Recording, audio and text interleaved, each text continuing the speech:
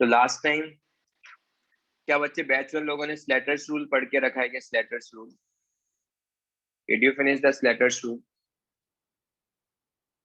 Yes, no? Okay then great. तो अभी actual में अपन स्लेटर्स रूल मैं इनको पढ़ा रहा हूँ, ठीक है? तो लास्ट टाइम ये चीज हो गया था, स्लेटर्स रूल वाला सामान पार्ट। करता 6 टिकटों में 12 टिकटों नहीं है।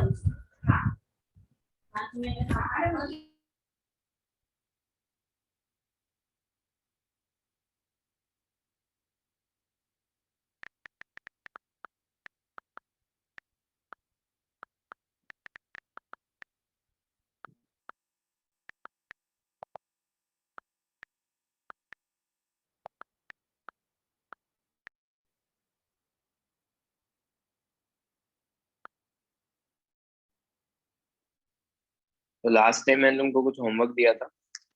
होमवर्क में तुमको फाइंड आउट करना था कोबाल्ट और इंसर।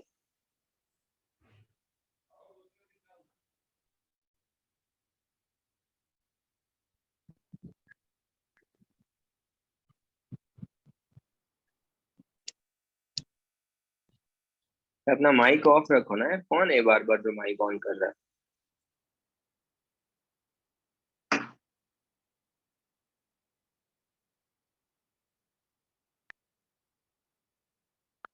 चलो तो कोबाल्ट का फाइंड आउट करने को बोला था मैंने। क्या है कोबाल्ट का?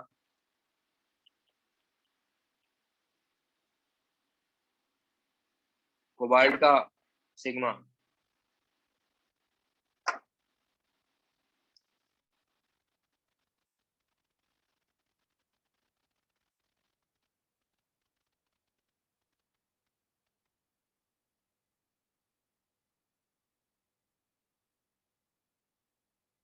Okay Hamza, very good.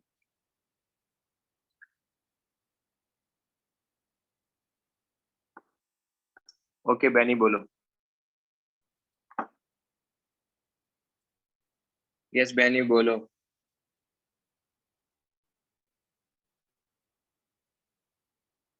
Hello.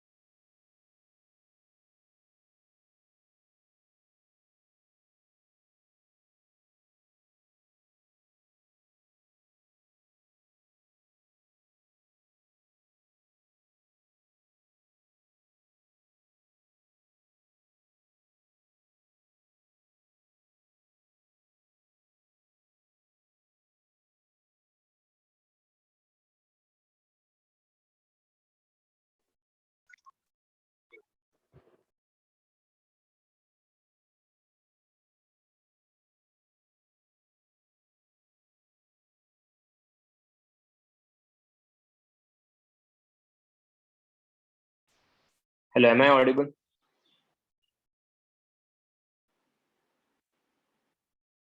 हाँ तो इलेक्ट्रॉन कहाँ पर है तुम्हारे पास? 4s में तुम्हारे पास इलेक्ट्रॉन है। Electron is in 4s।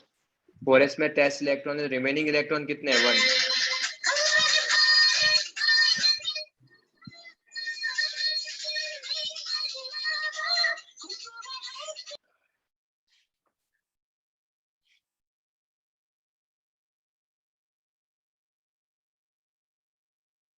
या 4s में तुम्हारे पास एक टेस्ट इलेक्ट्रॉन, तो रिमेनिंग इलेक्ट्रॉन कितने रहेंगे? 1। जो रिमेनिंग इलेक्ट्रॉन है उसको कितने से शील्ड करेगा?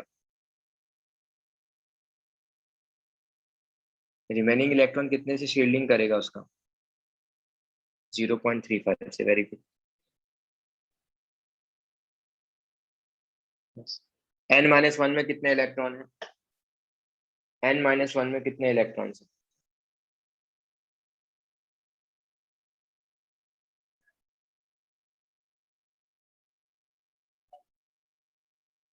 15। वो उसको कितने से शील्ड करेंगे? n-1 वाला शील्डिंग कितने से करेंगे? 0.85। Very good. और n-2 और n-3 वाले इलेक्ट्रॉन कितने से शील्ड करेंगे? कितने इलेक्ट्रॉन है? टोटल इलेक्ट्रॉन है कितने? 10। और शील्डिंग कितने से करेंगे उसको? 1 से। तो टोटल अगर मैं यहाँ पे देखूंगा तो कितना हो जाएगा? 0.35 प्लस 15 इंटू 0.85 प्लस 10, क्या आएगा बताओ?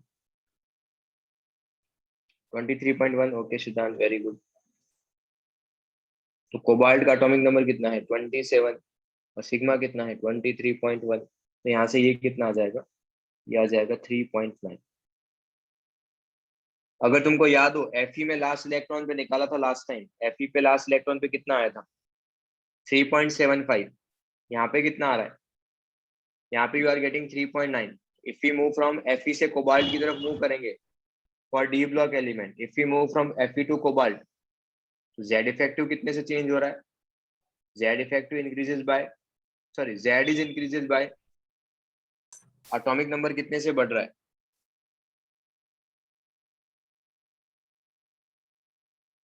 एटॉमिक नंबर कितने से इंक्रीज हो रहा है?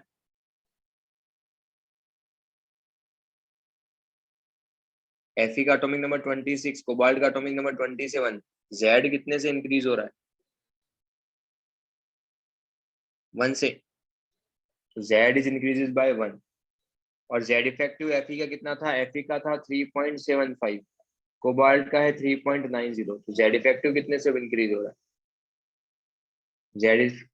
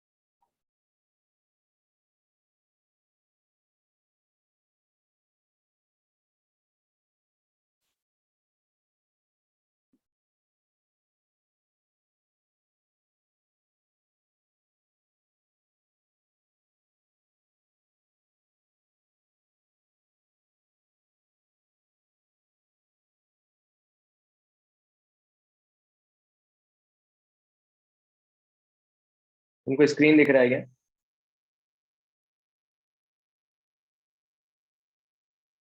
ओके। तो तुम्हारे पास कार्बन का भी फाइंड आउट करने को बोला था, कार्बन 1s2 2s2 2p2। इसका n कितना होगा? इसका n होगा कितना? 2। ये n है और ये n-1। एक टेस्ट इलेक्ट्रॉन, तो रिमेनिंग इलेक्ट्रॉन कितने होंगे? एक टेस्ट इलेक्ट्रॉन होगा तो रिमेनिंग इलेक्ट्रॉन्स कितने हैं? 3। वो उसको कितने से शील्ड करेंगे?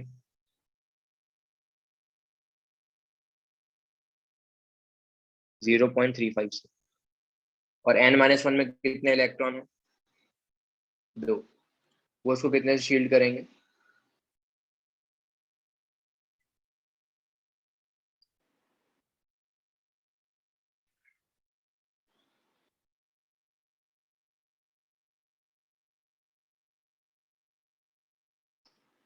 तो कितना होगा? 0.7 प्लस 1.7, कितना आएगा यहाँ से? 2.4।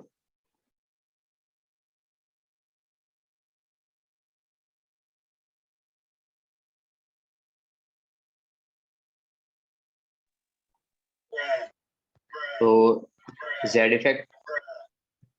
इफेक्टिव कितना होगा?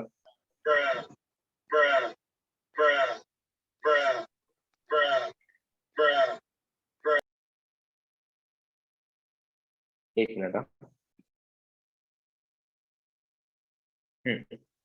तो सिग्मा अपन फाइंड आउट कर सकते हैं कितना, 0.7 प्लस 1.7, 2.4 आ जाएगा। तो यहाँ से we can find out Z star will be, Z कितना है 6 और सिग्मा कितना है 2.4। तो यहाँ से यू विल गेट 2.6। तो 2.6 क्या आ रहा है तुम्हारे पास? 2.4 या सॉरी, एक मिनट। हाँ, 2.4 उसका आ रहा था, सॉरी, बोरॉन वाले का। यहाँ पे वैल्यू डिफरेंट आएगा, 3 इंटू 0.35 ना। तो ये तुम्हारे पास हो जाएगा कितना, 0.7, 1.05 हो जाएगा। 1.05 प्लस 1.7 ये होगा 2.75, और इसको तुमको 6 से सब्ट्रैक्ट करना है। तो यहाँ से तुम्हारे पास आ जाएगा 3.25। ठीक है। और बोरॉन का कितना आ रहा था? बोरॉन का आ रहा था 2.4, यहाँ पर कितना आ रहा है 3.25। 3.25 नहीं, सॉरी, हाँ। और उसका कितना आया था बोरॉन का? 0.2.6। 2.6, 3.25, कितने का डिफरेंस आ रहा है Z effective? Z effective boron से कार्बन में इंक्रीज हो रहा है, बट कितने से इंक्रीज हो रहा है जेड इफेक्टिव?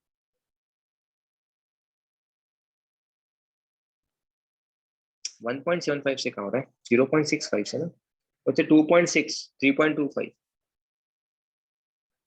तो बोरॉन से कार्बन मूव करोगे तो जेड इफेक्टिव, जेड इंक्रीज होगा कितने से? जेड इंक्रीज होगा 1 से, और जेड इफेक्टिव इंक्रीज होगा कितने से? 0.65 से। जेड इफेक्टिव इंक्रीज होगा कितने से? 0.65 से। ठीक है, तो ये चीज तुमको ध्यान में रखना। किसी ने सोडियम और पोटेशियम का भी फाइंड आउट किया है क्या? सोडियम पोटेशियम, यस, बताओ तने कितना है? ओके अलीशिया बताओ, सोडियम का कितना है Z effective?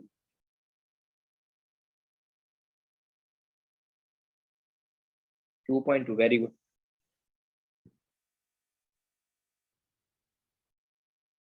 1s2, 2s2, 2p6, 3s1। क्या करना था? पहले तो ऐसे ग्रुप बनाने थे, तो ग्रुप बना लिए। ये तुम्हारा टेस्ट इलेक्ट्रॉन है।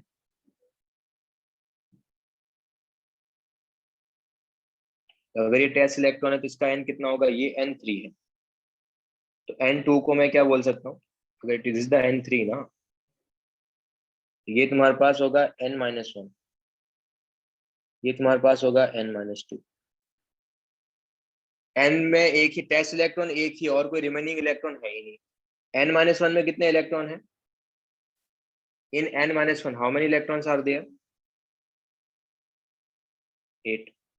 2 प्लस 6 कितने होंगे? 8। वो कितने से शील्ड कर रहे हैं उसको? n-1 वाले कितने से शील्ड करेंगे? 0.85 से, वेरी गुड। और n-2 वाले, n-2 वाले 1 से कितने इलेक्ट्रॉन है? 2। 2 into 1। If you solve this, you will get 8 into 0.85 ना। If you solve this, you will get 8.8। यहाँ से you will get Z effective will be Z minus sigma। Z effective तुम्हारे पास कितना है? 11 minus 8.8। If you solve this, you will get 2.2। If you solve this, you will get 2.2। वही same चीज तुमको किसके साथ करनी है? पोटेशियम के साथ भी करना है। Same thing you have to do for the potassium.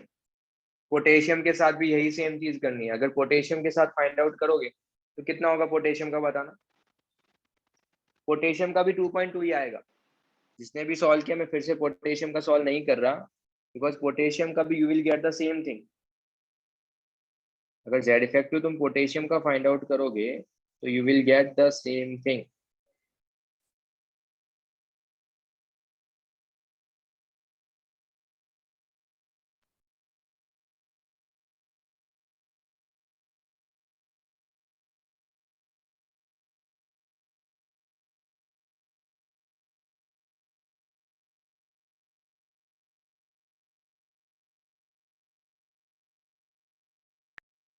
तो पोटेशियम का फाइंड आउट करोगे तो वो सेम चीज है।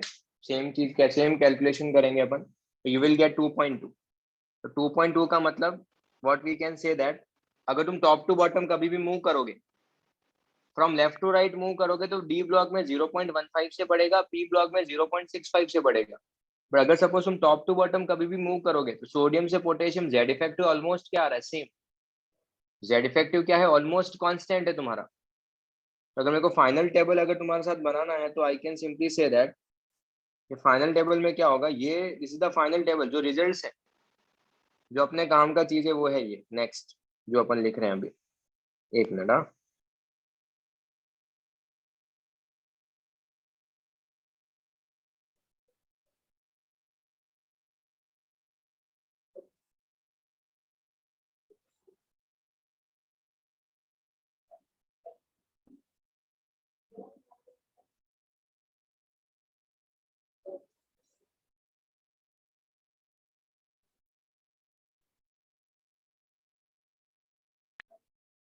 Yeah, for P block element, Z effective increases by 0.65, and for D block element, Z effective increases by 0.15. But for Z effective from top to bottom, Z effective क्या रहेगा, almost constant. Yes, Z effective will be almost constant. Yes, no. These are the results जो तुमको याद रखना है। Same group में है तो कांस्टेंट रहेगा। यस बच्चे, सेम ग्रुप में है तो कांस्टेंट रहेगा वो।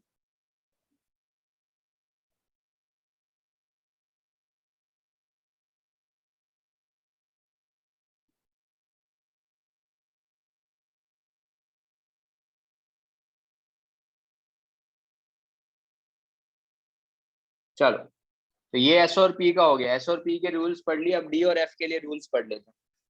Sigma for the nd and nf electron, sigma for nd and the B part. पहले टेस्ट इलेक्ट्रॉन कहाँ था, एस और पी में, नाउ कहाँ पर है, डी और एफ में। फर्स्ट पॉइंट वही सेम है, write down the electronic configuration in increasing order of principal quantum number.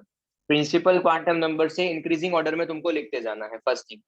Second thing, electron to the right of the ND and NF electron are not effective in the shielding of ND and NF electron। ये भी same point है, जो भी तुम्हारे पास right hand side होंगे वो उसको shield नहीं करेंगे, उसका शील्डिंग नहीं होगा। थर्ड, उसके अलावा जितने भी ऑल अदर इलेक्ट्रॉन, जो भी तुम्हारा टेस्ट इलेक्ट्रॉन है उसी के शेल में जो रिमेनिंग NF और ND इलेक्ट्रॉन्स होंगे वो उसको शील्ड करेंगे। किससे, ये चीज ध्यान रखना, NF और ND ही सिर्फ, वो उसको शील्ड करेंगे 0.35 से। जो तुम्हारा टेस्ट इलेक्ट्रॉन है उसी ऑर्बिट्स में, उसी वाले ग्रुप्स के अंदर जो रहेगा वो उसको शील्ड करेगा। किससे, 0.35 से। बाकी जितने भी इलेक्ट्रॉन्स होंगे सब उसको शील्ड करेंगे। सबका शील्डिंग होगा कितने से, 1 से। नेक्स्ट वाला पॉइंट वही है, बाकी सबका शील्डिंग कितने से होगा, 1 से। नेक्स्ट पॉइंट देखो, all remaining electron contribute to the extent of 1 to each of the screening constant. Let's say Fe का कॉन्फ़िगरेशन लिखते हैं, 1s2 2s2 2p6 3s2 3p6 4s2 3d6। Last time बताया था इंक्रीजिंग ऑर्डर में लिखना है और साथ ही साथ एस और पी के ग्रुप्स बनाने हैं। यहाँ पे मैं 3d को अलग लिखूंगा, लास्ट टाइम बताया था ये। यस, इंक्रीजिंग ऑर्डर में लिखने के बाद जो एस और पी है उसको साथ में लिखेंगे, डी एंड एफ को अलग से लिखेंगे। Yes no. यार बैच 2 तुमको मैंने कल लास्ट क्लास कम से कम 30-35 मिनट चीजें समझाई है, तुम फिर से वही चीज रिपीट कर रहे हो। कि चैट सेक्शन पे एक्टिव रहने वाली चीज मैं बार बार नहीं बोलूंगा। लिटरली अगर 3 लोग रेस्पॉन्ड करेंगे मैं क्लास में 3 लोगों को अलाउ करूंगा। अगर तुमको लिटरली वो चीज देखनी है कि नहीं सर ऐसा तो कुछ भी नहीं होगा, तो आई कैन डू इट। तुमको एक चीज समझाई है, मैं बार बार चीजें रिपीट नहीं करूंगा यार। चैट सेक्शन पे यस नो लिखना है तो लिखना है, जो चीज समझ में नहीं आए उसके लिए डाउट्स भी पूछना है। तुमको मैं लास्ट टाइम समझा चुका हूँ ये सेम चीज। Yes, batch 2। तो फिर से वो चीज क्यों कर रहे हो, मतलब नहीं पढ़ने का मूड है।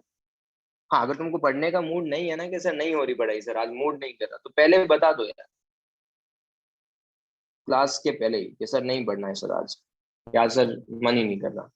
बट ये हरकतें मत करो क्लास में, मैं चीजें बार बार रिपीट नहीं करूंगा। ओके, अगर टेस्ट इलेक्ट्रॉन एनडी में है तो ये तुम्हारे पास हो गया एन, एन कितना है 3, तो इसको भी क्या लिखूंगा एन, इसको भी क्या, इसको लिखेंगे n-1, इसको लिखेंगे n-2। एक तुम्हारा टेस्ट इलेक्ट्रॉन है, रिमेनिंग इलेक्ट्रॉन्स कितने हैं डी के अंदर,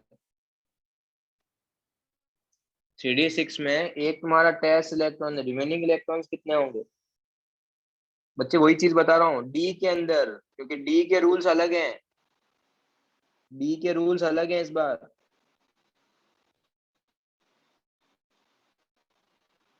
तो 5 जो डी में रिमेनिंग इलेक्ट्रॉन है वो उसको शील्ड करेंगे 0.35 से। अगर टेस्ट इलेक्ट्रॉन डी में है तो जो डी में इलेक्ट्रॉन होगा वो उसको शील्ड करेगा 0.35 से, और बाकी जितने भी इलेक्ट्रॉन्स है, बाकी कितने इलेक्ट्रॉन्स हैं 2+2+6+2+6, 16 इलेक्ट्रॉन्स है बाकी, वो सब कुछ उसको यील्ड करेंगे 1 से, वो सारे उसको यील्ड कितने से करेंगे 1 से। If you solve this you will get 1.75 plus कितना 18, you will get 19.75।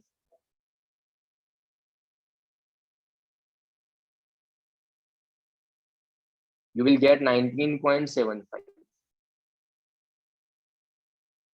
तो z स्टार कितना होगा, z star will B z किसका है Fe माइनस 19.75। हाँ एक और चीज मैं मेंशन करना भूल गया, टेस्ट इलेक्ट्रॉन अगर 3d है तो क्या 4s उसको शील्ड करेगा क्या, जो उसके राइट में, जो उसके राइट में होगा क्या उसको शील्ड करेगा, नो वो उसको शील्ड। तो यहाँ से कितना आएगा, if you solve this you will get 6.25। अब एक स्टेटमेंट ध्यान से सुनो, मैंने तुमको एटॉमिक स्ट्रक्चर में एक चीज मेंशन किया था, अगर तुम्हारा इलेक्ट्रॉन 4s में और 3d में, इलेक्ट्रॉन हमेशा आउटर शेल से बाहर निकालते हैं, yes, electron is always remove from the outermost shell, yes no, yes. उसका रीजनिंग मैंने नहीं दिया था, मैंने बताया था कि पीरियोडिक टेबल में इसका रीजनिंग बताऊंगा मैं। तो मैंने जेड इफेक्टिव देखो, Fe के केस में मैंने जेड इफेक्टिव अभी निकाला है किस पे, 3d पे। लास्ट क्लास का अगर अपन लेक्चर देखें तो मैंने वहां पे Fe का निकाला था 4s पे, तो 4s पे कितना आया था 3.75 एंड 3d पे कितना आ रहा है 6.25। तो जेड इफेक्टिव किसका ज्यादा है, 3d का या 4s का, जेड इफेक्टिव किसका ज्यादा है, 3d का या 4s का, 3d। जेड इफेक्टिव का सिंपल मीनिंग क्या है, जेड इफेक्टिव का सिंपल मीनिंग है लास्ट इलेक्ट्रॉन पे attraction force, attraction force on the last electron, last electron पे अट्रैक्शन फोर्स कितना होगा, that is a Z effective.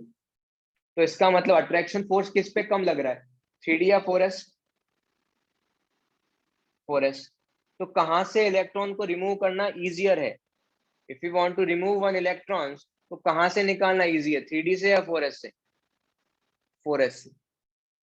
तो so it is easier to remove electron from 4s as compare to 3d। तो वो actual में value यहां से आता है, वो एक्चुअल में जो वैल्यू आता है वो कहां से आएगा, यहां से तुम्हारे पास वो चीज आएगी कि हमेशा इलेक्ट्रॉन को जब भी रिमूव करते हैं आउटर मोस्ट से रिमूव करते हैं, क्योंकि आउटर मोस्ट वाले इलेक्ट्रॉन पे जो है अट्रैक्शन फोर्स न्यूक्लियस का कम लगता है। तो नेक्स्ट स्टेटमेंट वही है, that's why electron is always remove from the outer shell और the higher principal quantum number, जिसका भी क्वांटम नंबर ज्यादा होगा इलेक्ट्रॉन को हमेशा मुझे वहां से बाहर निकालूंगा।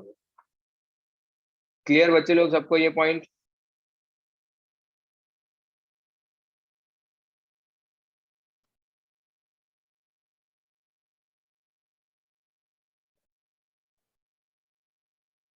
तो दो चीजें ध्यान में रखनी है, स्लैटर्स रूल इंपॉर्टेंट नहीं, उसके रिजल्ट्स इंपॉर्टेंट है। रिजल्ट क्या है, if we move from left to right Z effective increase होता है, if we move from left to right attraction force increase होता है पी ब्लॉक एलिमेंट में कितने से, 0.65 से, डी ब्लॉक में इंक्रीज होगा 0.15 से। अगर मैं टॉप टू बॉटम की बात करूं तो जेड इफेक्टिव ऑलमोस्ट कांस्टेंट रहेगा।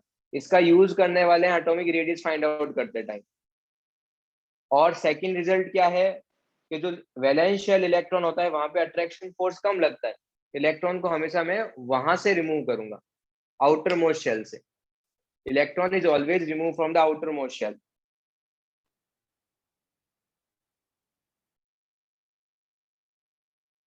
कशिश अगर तुमने 3D वाला इलेक्ट्रॉन नहीं किया तो मैं इसीलिए तुमको रिकॉर्डिंग सेंड करने वाला हूँ।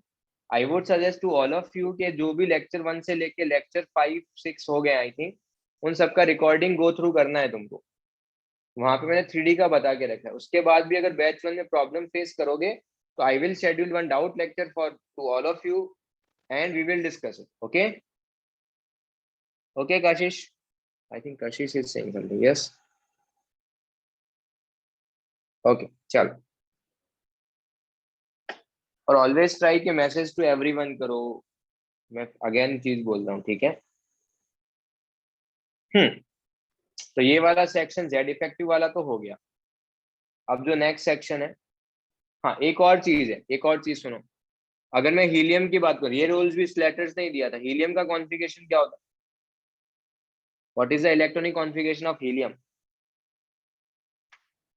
What is the electronic configuration of helium? It's 1s2. It's 1s2. एक टेस्ट इलेक्ट्रॉन है, एक रिमेनिंग इलेक्ट्रॉन है। रिमेनिंग इलेक्ट्रॉन उसी शेल में कितने से शील्ड करेगा वो?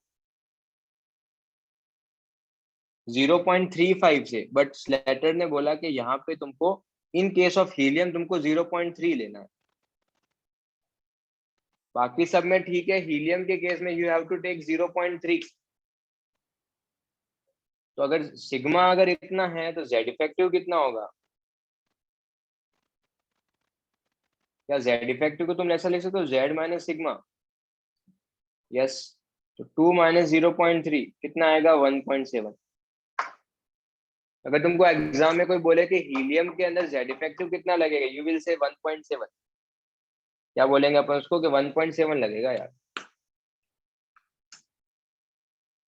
एक और एग्जांपल देखो। अगर if I talk about hydrogen, hydrogen की अगर मैं बात करूं तो हाइड्रोजन का सिग्मा कितना होगा? हाइड्रोजन का शील्डिंग इफेक्ट कितना होगा बच्चे लोग?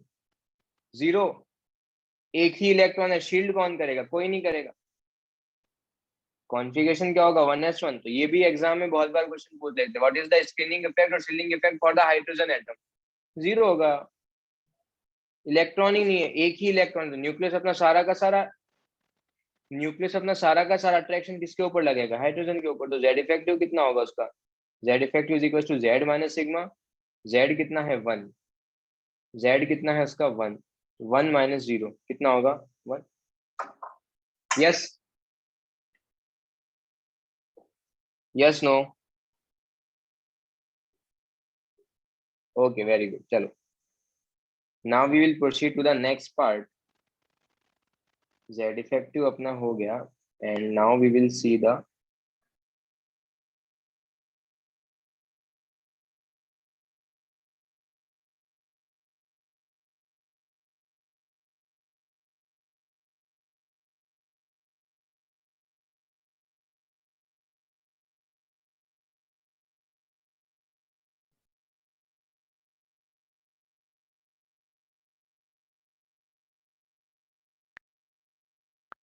देखो अभी तक क्या चल रहा था। अभी तक जो भी अपने पास चीजें थी, अभी तक एलिमेंट जो डिस्कवर होते, सोडियम का नाम, सोडियम, पोटेशियम, रुबीडियम, सीजियम, जो भी रैंडम नेम्स हैं वो या तो साइंटिस्ट के नेम के बेसिस पे डिराइव हुए हैं। जनरली क्या, साइंटिस्ट का जो भी नेम होता था उसके बेसिस पे नाम बता देते थे। बट एक्चुअली आईयूपीएसी ने अभी ये बोला है कि जो भी इन फ्यूचर एलिमेंट जो भी डिस्कवर होंगे, hello am I audible? Okay, जो भी एलिमेंट फर्दर डिस्कवर होंगे उसके बेसिस पे व्हाट वी कैन डू, अपन एक आईयूपीएसी नोमेनक्लेचर ही डिफाइन कर देते हैं। तो ये जो अभी टेबल तुमको बता रहा हूं मैं, उसके बेसिस पे इन फ्यूचर अगर किसी एलिमेंट का एटॉमिक नंबर 250 भी है ना, अगर किसी का एटॉमिक नंबर 250 है तुम उसका भी नेमिंग लिख सकते हो। 250, 260, 270, कोई भी एलिमेंट, अपने को फर्क नहीं पड़ता, तुम किसी का भी नाम लिख सकते हो। तो उसने कुछ रूल्स दिए थे, तो वो रूल्स अभी अपन पढ़ रहे हैं। तो फर्स्ट तुम्हारे पास क्या, नॉमिन के जो एलिमेंट, उसने बोला कि जिसका भी जीरो वाले को उसने बोला नील, फर्स्ट को बोला है अन, सेकंड को बाई, थर्ड को ट्राई, फोर्थ को क्वाड, फिफ्थ को पेंट, सिक्स्थ को hex, hex, sept, oct and enn. चीजें इजी, और प्लस सफिक्स ऐड करना है, सबसे ऐड में ईएम लिखना है। तो देखो 101 है ना, तो 1 को क्या नाम दिया था? अन। अन 0 को था नील, फिर से 1 आ रहा है 101, तो 1 को नाम क्या देके रखा था, 1 को अपन ने नेम दिया था अन। 101 का नेम क्या होगा, अन, फिर तुम्हारे पास अन के लिए ये, फिर 0, 0 के लिए क्या, नील, फिर से 1 है तो अन, प्लस ईएम सब में ऐड करना है, प्लस ईएम क्या करना है, सब में ऐड करना है।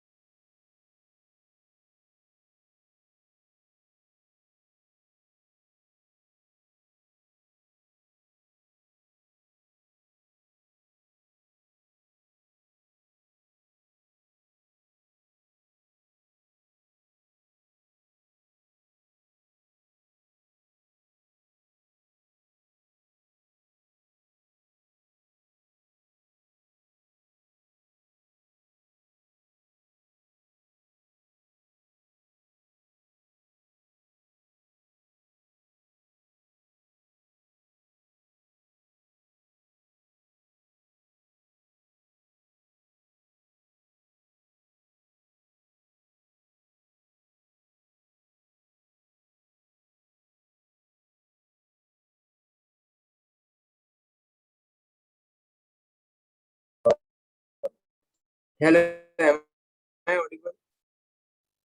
हेलो, ओके, चल।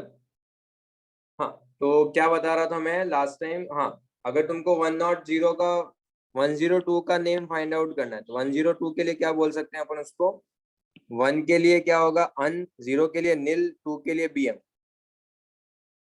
अनिल बीएम, 103 के लिए अन, नील, ट्रियम।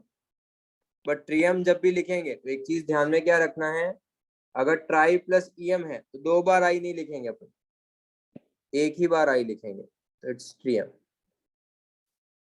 इन प्लस नील है से कहीं पर भी, इन प्लस नील है तो उसका अपन इस तरीके से लिखेंगे, 2 बार एन नहीं लिखेंगे, ये एन में से किसी एक बार को ही लिखेंगे। 106 का लिखना है अन, नील, हेक्सियम, किसका भी नेम लिख सकते हो। और अगर तुमको सिंबल लिखना है, सिंबल ये होगा UNU, हर एक का फर्स्ट वर्ड UNB, UNP। तो मतलब फ्यूचर में जितने भी एलिमेंट डिस्कवर हो रहे आफ्टर 100, कोई भी एलिमेंट अगर डिस्कवर भी होगा तो तुमको इस तरीके से तुम किसी का भी नेमिंग कर सकते हो। बट अभी तक टोटल एलिमेंट डिस्कवर हो चुके हैं 118, तो 118 का आईयूपीएसी ने बाद में रूल बताया था, तब तक एलिमेंट 100 के बाद भी डिस्कवर हो चुके थे। तो एक्चुअल जो नेम है 101 का वो है मेंडलीवियम, 103 का है लॉरेंशियम, 104 का है रुदरफोर्डियम। ये जो भी साइंटिस्ट थे उनके नेम के बेसिस पे उन्होंने एलिमेंट को नाम देके रखा है। तो 101, 103, 4, 5, 6 इनका नाम भी तुमको याद रखना है। नाउ आई वुड सजेस्ट कि तुम एटॉमिक नंबर 167 है उसका नाम बताओ क्या होगा। इफ एटॉमिक नंबर इज 167 उसका नेम क्या होगा वो बताओ।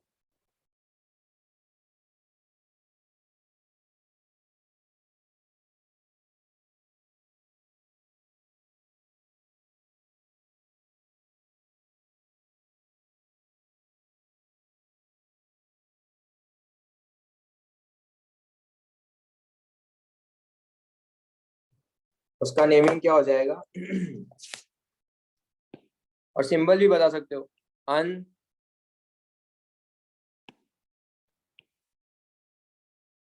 हेक्सियम सेप्टियम, सिंबल UHS। 203 का नेम बताना। 203 biniltrium, symbol BNT। 212 212 biunbium BM BOB। कोई भी एलिमेंट फ्यूचर में इन जनरल आज से 50 ईयर्स 70 ईयर्स 80 ईयर्स के बाद कोई भी अगर एलिमेंट डिस्कवर हुआ किसी का भी नाम लिख सकते हो यार। क्लियर सबको? एग्जाम में क्वेश्चन कैसे आते हैं, या तो तुमको एटॉमिक नंबर देंगे, तुमको नाम पूछ सकते हैं, या फिर सिंबल पूछ सकते हैं, या फिर सिंबल बोल देंगे और तुमको नाम पूछ सकते हैं, या फिर एटॉमिक नंबर पूछ सकते हैं। कैसे भी क्वेश्चन देखे लास्ट। क्या ये पोर्शन सबको क्लियर है?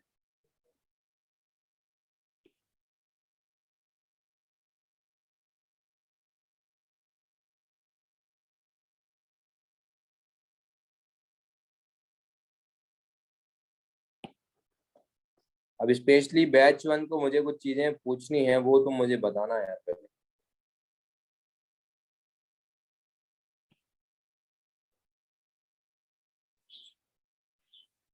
I'm asking only for the batch 1।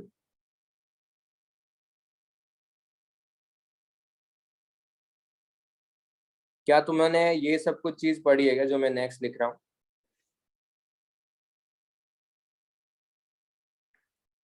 क्या तुमने ऐसा कोई सीरीज पढ़ा है? यस। NS ये वाला सीरीज, ये वाला।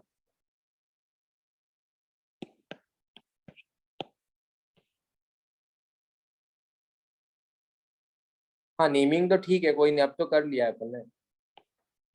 ये पढ़ा है नहीं पढ़ा है? बैच 1। Okay fine. तो सुनो, स्पेशली फॉर द बैच 1, तो मुझे एक चीज बताओ, पीरियड नंबर अगर 1 है पीरियड नंबर अगर तुम्हारे पास कभी भी 1 है तो फर्स्ट पीरियड है, तो कितने एलिमेंट होते हैं फर्स्ट पीरियड में? फर्स्ट पीरियड में कितने एलिमेंट है पीरियोडिक टेबल में?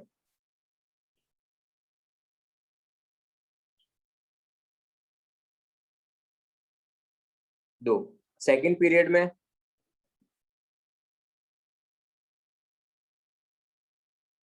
सेकंड पीरियड में कितने हैं? 8। थर्ड पीरियड में?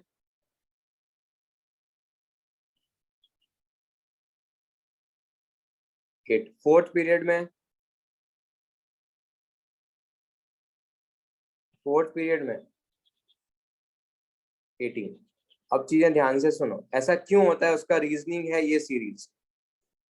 आई होप सबको ये चीज पता होगी, बट स्टिल मैं वो चीजें लिख लेता हूँ। लेट्स से अगर सपोज तुम्हारे पास कभी भी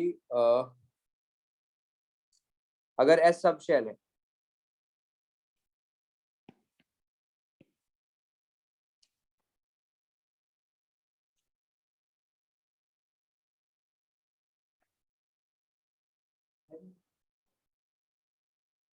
क्लास के बाद यार, क्लास के बाद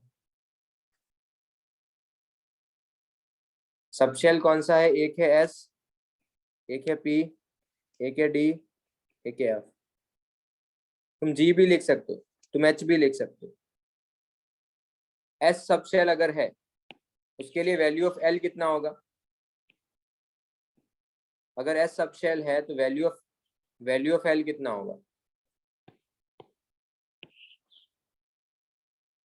0, इसके लिए 0, P के लिए 1, D के लिए 2, F के लिए 3, G के लिए 4, H के लिए 5। ऑर्बिटल्स कितने होंगे? S में कितने ऑर्बिटल्स होते हैं? S में नंबर ऑफ ऑर्बिटल्स, अरे S में ऑर्बिटल्स कितने होते हैं बच्चे लोग? 1। P में कितने होते हैं? 3। तो D में कितने होते हैं? 5। तो अगर तुम लॉजिकली देखोगे तो ऐसे 2 2 का एक गैप आ रहा है यार, तो नेक्स्ट वाला कितना होगा? 7, नेक्स्ट वाला 11, नेक्स्ट वाला 7 9 11। Yes yes no? एक और चीज सुनो, अगर एक ऑर्बिटल है, एक ऑर्बिटल में मैक्सिमम कितने इलेक्ट्रॉन फिलअप कर सकते हो? एक ऑर्बिटल में कितने इलेक्ट्रॉन फिलअप कर सकते हो? मैक्सिमम 2। मैक्सिमम इलेक्ट्रॉन कितने फिलअप कर सकते हैं? 2। अगर 3 ऑर्बिटल है तो if you have the 3 orbitals 6, 5 orbitals 10। अगर तुम लॉजिकली देखोगे तो एक 4 4 का गैप आ रहा है, तो नेक्स्ट वाले में क्या आएगा? 14, नेक्स्ट 18, नेक्स्ट 22। यस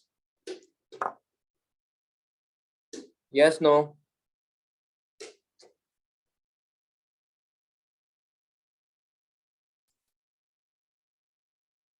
ठीक है, एक तो ये चीज तुमको ध्यान में रखना है।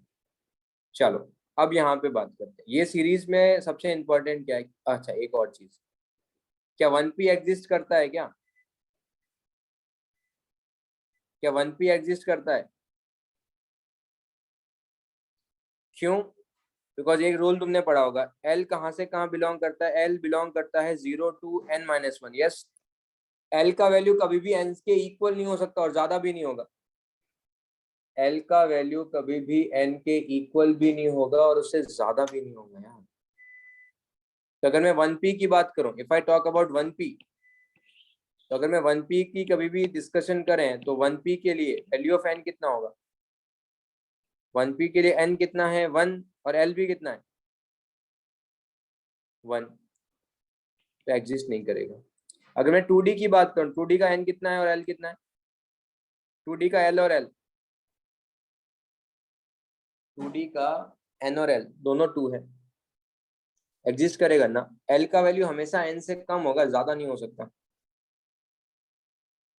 अब एक चीज, इन दोनों की हेल्प से तुम किसी भी पीरियड में कितने एलिमेंट होंगे वो तुम आइडेंटिफाई कर सकते हो। एक काम करो, let's say n is equal to 1 substitute करना है तुमको। 1 सब्स्टिट्यूट करो इस सीरीज में,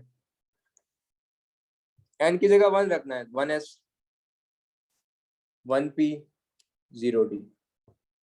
क्या 1s एग्जिस्ट करता है क्या? क्या 1s एग्जिस्ट करता है? यस। क्या 1p एग्जिस्ट करता है? नहीं। हमेशा इसी तरीके से लिखना है, पहले फर्स्ट में लिख के पीछे से स्टार्ट करना है। अगर ये एग्जिस्ट नहीं करेगा ना, इससे पहले कुछ भी एग्जिस्ट नहीं करेगा। इसका मतलब n इज इक्वल टू 1 में सिर्फ एक ही सबशेल एग्जिस्ट करेगा, कौन सा? 1s।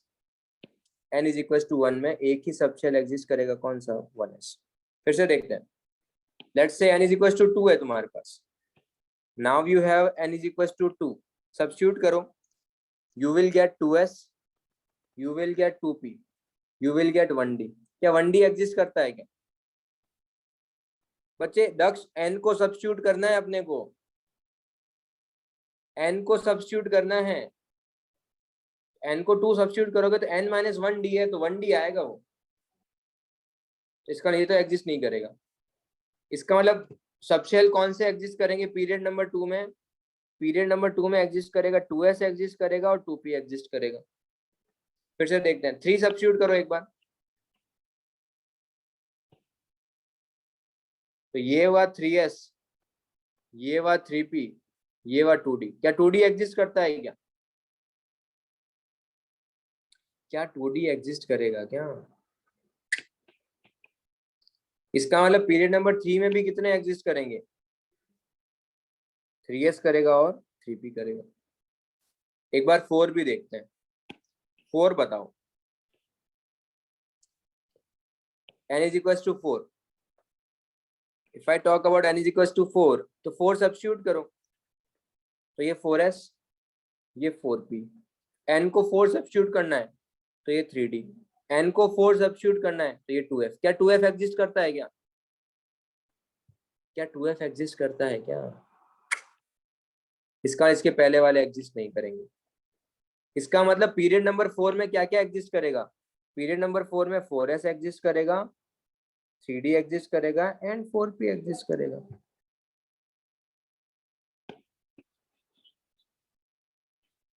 क्या बच्चे लोग समझ में आ रहा है क्या चल रहा है? ये batch 1, specially for the batch 1, because batch 2 में मैं चीजें बढ़ा चुका हूं पहले। एक बार 6 देखते हैं, 6 लिखते हैं। 6 लिखो यार, 6 पुट करो, ये 6s, ये 6p, ये 5d, ये 4f। क्या 4f एग्जिस्ट करता है क्या? क्या 4f एग्जिस्ट करेगा? f के लिए l का वैल्यू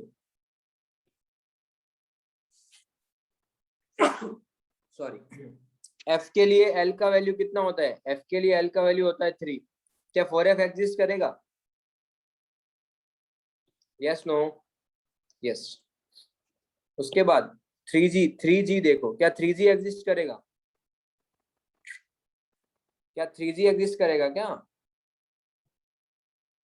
बोलो यार। नहीं, 3g एग्जिस्ट नहीं करेगा। इसका मतलब पीरियड नंबर 6 के लिए कौन कौन से एग्जिस्ट करेंगे? उसके लिए एग्जिस्ट करेगा 6s, 4f, 5d, 6p। तुम 7 के लिए भी निकालोगे उसी सीरीज का यूज करके, 5f, 6d एंड 7p। उसी सीरीज को लिखना है अपने को फिर से। अब यहां से डिसाइड होते हैं कि पीरियोडिक टेबल में किसी भी पीरियड में कितने एलिमेंट आएंगे। बच्चे अगर 1s है, एक सबसेल है s का, तो कितने कितने इलेक्ट्रॉन फिलअप कर सकते हो तुम? s के एक सबसेल में कितने इलेक्ट्रॉन फिलअप कर सकते हैं अपन? 2। इसीलिए पीरियड नंबर 1 में कितने एलिमेंट होंगे? 2। ऐसा कोई रैंडम नहीं है कि सर पहले में 2 है फिर 8 क्यों है, उसका भी रीजन है कुछ, तो वो रीजन बता रहा हूं मैं। अगर पीरियड नंबर 2 है तो उसमें 2s और 2p है, 2s में कितने फिलअप कर सकते हो? 2s में कितने इलेक्ट्रॉन फिलअप कर सकते हो बच्चे? 2s में कितने इलेक्ट्रॉन फिलअप कर सकते हो? हेलो?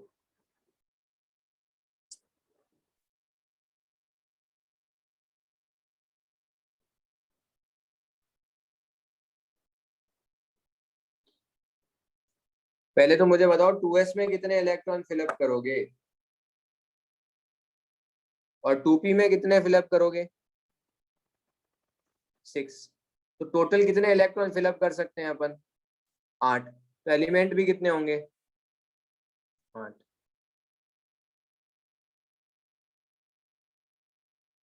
तो नेक्स्ट वाले में भी 8 होगा। नेक्स्ट वाले में बताओ कितने इलेक्ट्रॉन फिलअप कर सकते हो?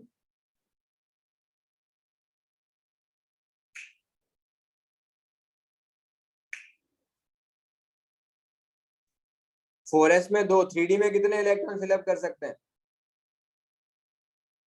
3d में कितने इलेक्ट्रॉन फिलअप कर सकते हैं? 10। और 4p में 6। तो टोटल कितना आएगा? 18। नेक्स्ट वाले में भी 18, नेक्स्ट वाले में 32, नेक्स्ट वाले में 32। के नंबर ऐसे ही नहीं आते, मतलब उसका पर्टिकुलर कुछ ना कुछ रीजन है, इसलिए इस तरीके से नंबर आते हैं। दक्ष का डाउट ये है कि सर एलिमेंट, इलेक्ट्रॉन से एलिमेंट कैसे डिसाइड कर रहे हैं? Daksh, are you there? Daksh, period number 1 में क्या था? सिर्फ 1s था। तो 1s अगर है तो देख, इसका कॉन्फ़िगरेशन 1s1, इसका कॉन्फ़िगरेशन 1s2। नेक्स्ट वाले में देख, 2s था और 2p था, इसका कॉन्फ़िगरेशन 2s1, इसका 2s2, बोरॉन का 2p1, इसका 2p2, 2p3, 2p4, 2p5, 2p6। तो जितने इलेक्ट्रॉन फिलअप कर सकता है क्या उतने ही एलिमेंट होंगे क्या? यस दक्ष। तो उस बेसिस पे बोल सकता है कि सर इलेक्ट्रॉन के बेसिस पे एलिमेंट कैसे डिसाइड कर रहे हैं। डन।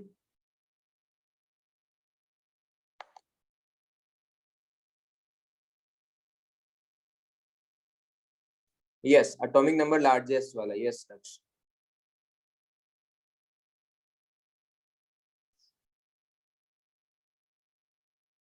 अब मेरा क्वेश्चन तुमसे ये है, हाँ एक और चीज, अब एक और चीज देखो, ये हीलियम का एटॉमिक नंबर है, उसमें 8 ऐड करोगे you will get atomic number of neon, उसमें फिर से 8 ऐड करो आर्गन, फिर से 8 ऐड करो क्रिप्टॉन, फिर से सॉरी 18 ऐड करो, हीलियम में 8 ऐड करोगे तो नियॉन, 8 ऐड करोगे तो आर्गन, 18 ऐड करोगे तो क्रिप्टॉन, फिर से 18 करोगे तो जिनॉन, फिर से 32 करोगे तो रेडॉन, और 32 करो, नेक्स्ट एटॉमिक नंबर क्या आएगा? 86 में 32 ऐड करेंगे तो एटॉमिक नंबर नेक्स्ट वाले का क्या आएगा?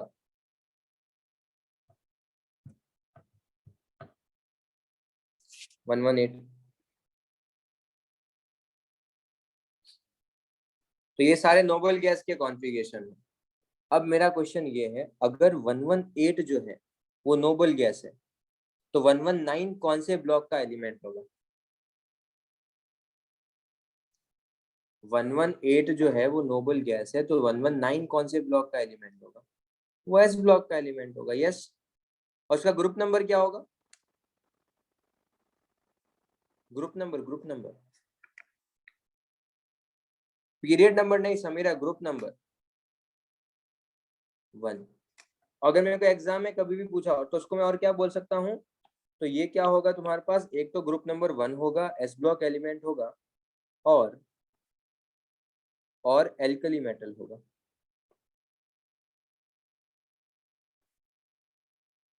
और वही लेट से अगर सपोज मैंने तुमको एग्जाम में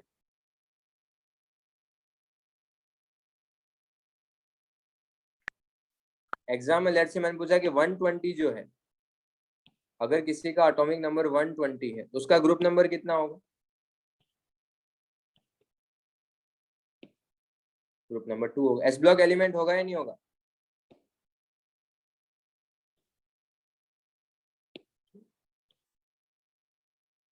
yes. Alkali metal, Alcon earth metal,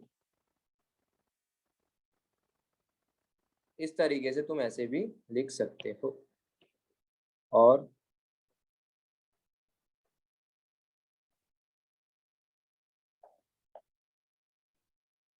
किसी का डाउट है सर वो एस ब्लॉक कैसे होगा? बच्चे नोबल गैस के जस्ट बाद देख नेक्स्ट एलिमेंट कौन सा फिलअप करता है। अगर तू कभी भी नोबल गैस लेट से तूने आर्गन फिलअप किया तो जो 19 वाला होगा वो एस ब्लॉक में होगा, 20 वाला अगेन एस ब्लॉक में होगा। अगर तूने लेट से क्रिप्टॉन 36 है तो 37 वाला एल्कली मेटल्स, 38 वाला एल्कन अर्थ मेटल्स। क्लियर जिसका भी ये डाउट था?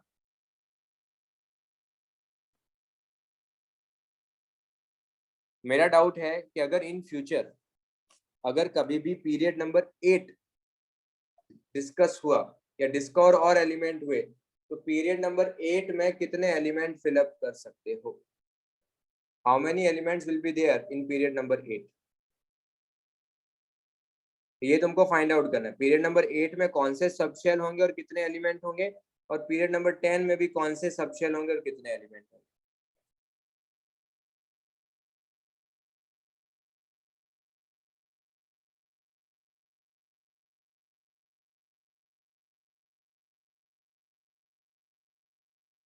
ओके वेदांत,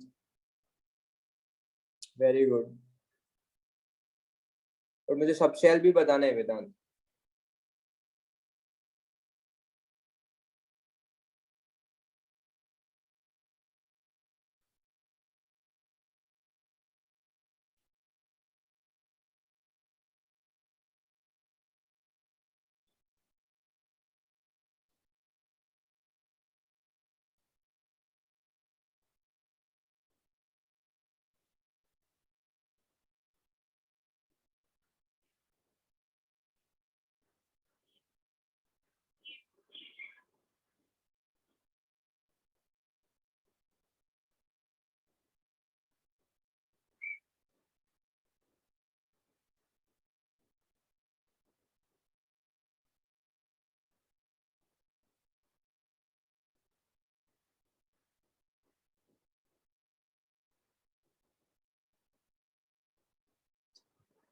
अच्छा test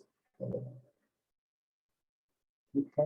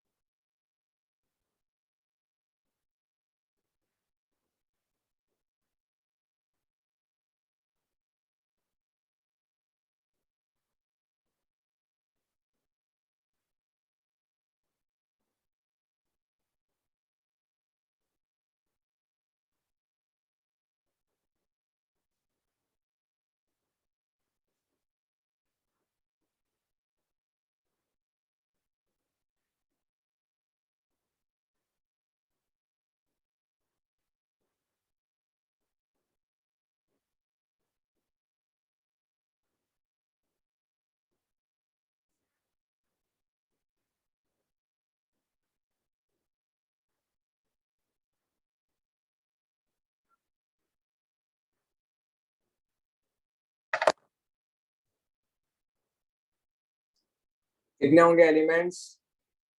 50 elements, yes very good. 8 substitute करना है अपने को इस बार। Now you have to substitute 8s 8p 7d 6f 5g। 5g को देख लो, 5g एग्जिस्ट करेगा या नहीं करेगा एक बार देख लो। इसका n कितना है 5 और g के लिए l कितना होता है 4, करेगा। उसके बाद अगर तुम 4h देखोगे तो 4h एग्जिस्ट नहीं करेगा। तो टोटल जो एग्जिस्ट करेंगे सब shell 8s 5g 6f 7d and 8p। yes yes no?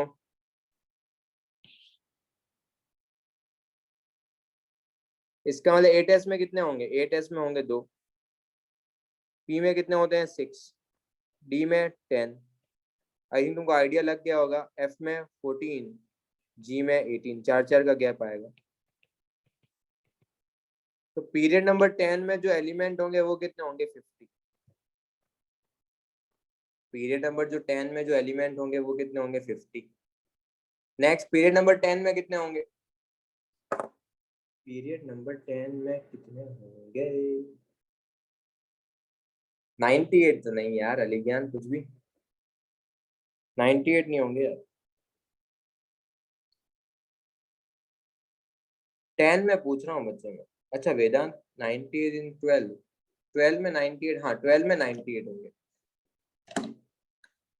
तो 10 के लिए क्या करना है? 10 के लिए ऊपर 10 को सब्स्टिट्यूट करो। 10 को सब्स्टिट्यूट करो, you will get 10s, you will get 10p, you will get 9d 8f 7g 6h।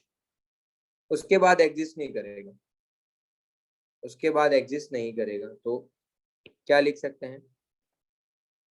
10s 6h 7g 8f 9d and 10।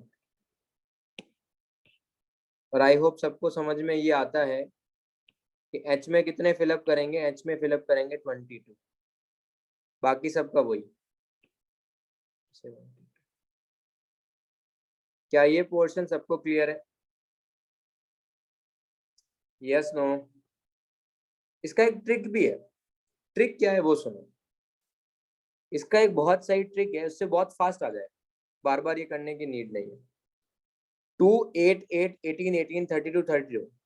तो देखो यहाँ पे गैप कितना है, 6 का गैप, फिर 0 का गैप, 10 का गैप, 0 का गैप, 14 का गैप, 0 का गैप। तो अगर तुम लॉजिकली देखोगे तो क्या हो रहा है, पहले 6 आया, पहले क्या है 6 आया, फिर 0 है, फिर 4 आया, 4 का गैप ऐड कर रहे हैं यहाँ पे, फिर से मतलब 6 0 फिर 4 का गैप 10, फिर से 0 फिर से 4 का गैप, फिर से 0 फिर से 4 का गैप, करो 4 का गैप 4 का गैप मतलब 18, फिर से 0, फिर 22, फिर से 0। Yes yes no. तो 32 में 18 ऐड करो, पीरियड नंबर 8 में कितने एलिमेंट आएंगे, पीरियड नंबर 8 में कितने एलिमेंट आएंगे, 50। 9 में भी कितने आएंगे, 50। 10 में कितने आएंगे, 72। 11 में कितने आएंगे, 70।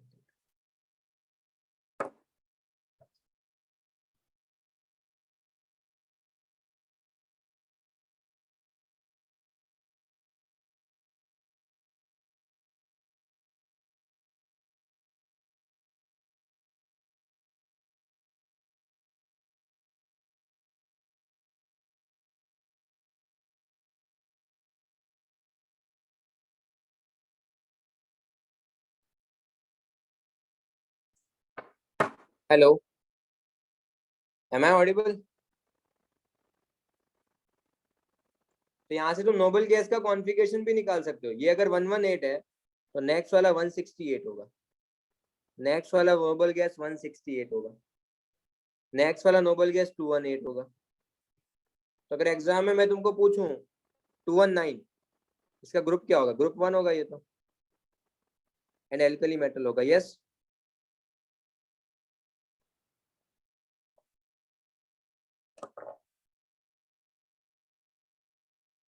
तो these are the hypothetical cases. इस पे मैं 2-3 सम्स हैं जो मैं तुमको दे रहा हूँ, वो तुम घर पे ट्राई करना है। 2 सम तुमको ट्राई करने हैं बस।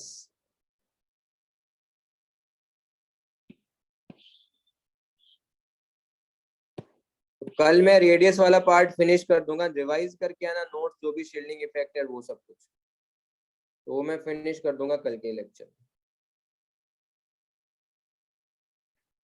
बाकी किसी को डाउट है तो you can ask, otherwise you can leave.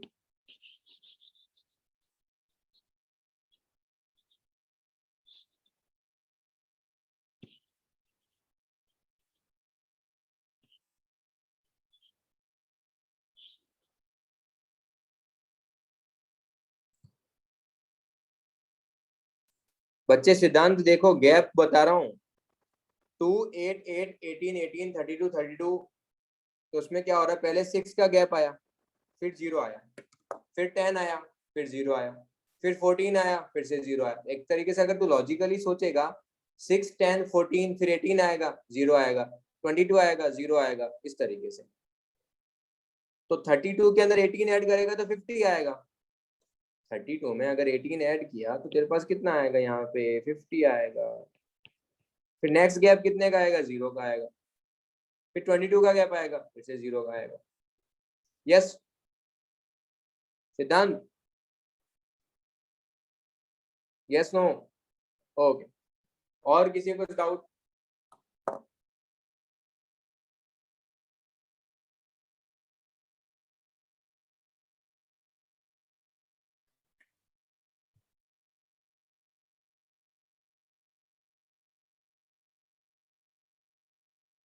कर रहे हो ले पाएंगे तो दे लीजिए, बिकॉज मैं तो पढ़ने को तैयार हूँ, होमवर्क भी करके बैठा हूँ।